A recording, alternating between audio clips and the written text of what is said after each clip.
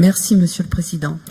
La filière équine est une filière d'une grande importance pour notre région, tant du point de vue économique qu'en termes d'emploi, ça a déjà été dit, elle emploie 14 000 personnes et d'attractivité territoriale.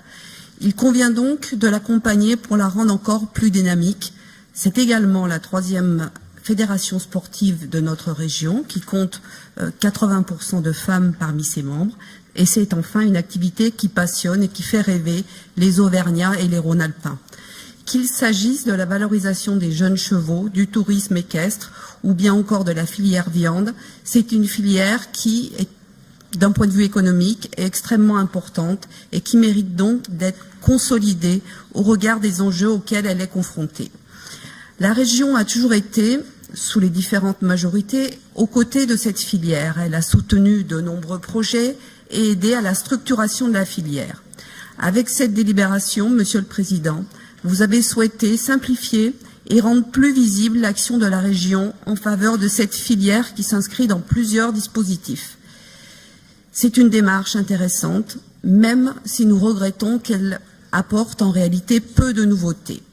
Pour nous, ce plan est fortement déséquilibré. Si nous sommes en accord sur la pertinence d'un soutien au centre équestre, ce soutien est très important au regard du reste de la délibération. En effet, sur les 7,4 millions d'euros prévus pour ce plan, le financement des centres équestres en absorbera plus de la moitié avec un saupoudrage des aides que nous regrettons. Ce sera d'ailleurs l'objet d'un amendement que nous porterons avec les conseillers régionaux du groupe RCES afin que ces subventions soient attribuées aux petites structures, celles qui en ont le plus besoin et qui agissent pour rendre accessible cette activité à ceux qui en sont le plus éloignés. À ces 4,5 millions d'euros, vous ajoutez 900 000 euros pour le développement des hippodromes qui n'en ont pas forcément besoin.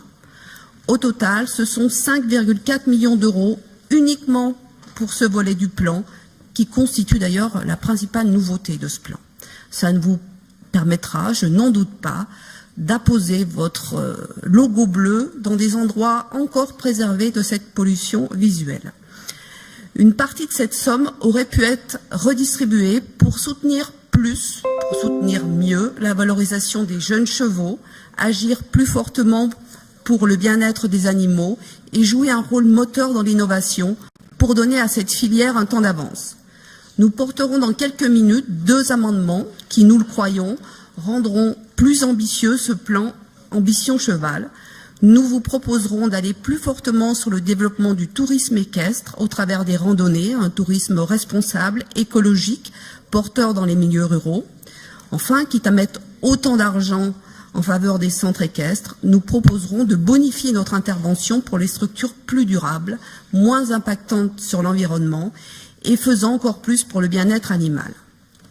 Enfin, nous regrettons que certains plans de la filière certains pans de la filière n'aient pas été traités dans cette délibération, notamment la formation professionnelle et le recours aux chevaux dans le cadre de la transition énergétique. La filière élevage, quant à elle, aurait mérité d'être davantage stimulée. Cependant, Monsieur le Président, Monsieur le Vice-président, notre groupe approuvera cette délibération, sauf sur le financement des hippodromes. Je vous en remercie. Très bien, merci.